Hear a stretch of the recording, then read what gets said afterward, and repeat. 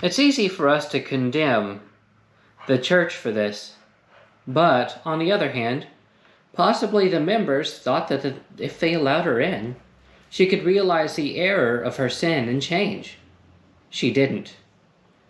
I know that all sin, and those who worship sin as well. But that cannot be our continual state. Romans 6, 1-4 states it plainly. What shall we say then? Shall we continue in sin that grace may abound? Certainly not. How shall we who died to sin live any longer in it?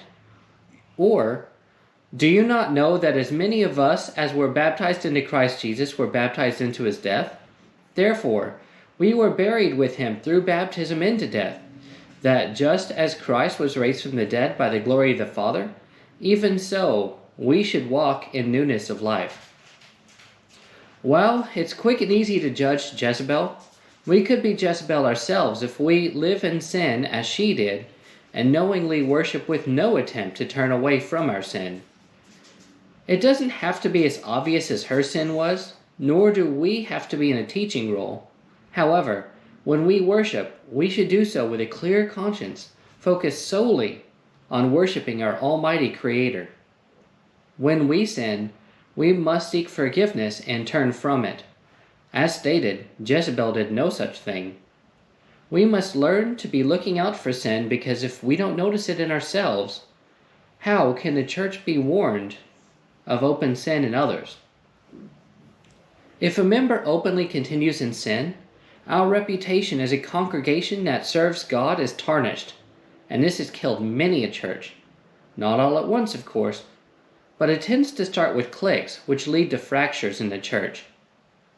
Can we teach the importance of forgiveness and turning away from sin when it's allowed in the church?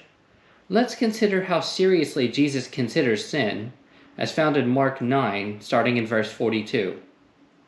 But whoever causes one of these little ones who believe in me to stumble, it would be better for him if a millstone were hung around his neck and he were thrown into the sea. If your hand causes you to sin, cut it off.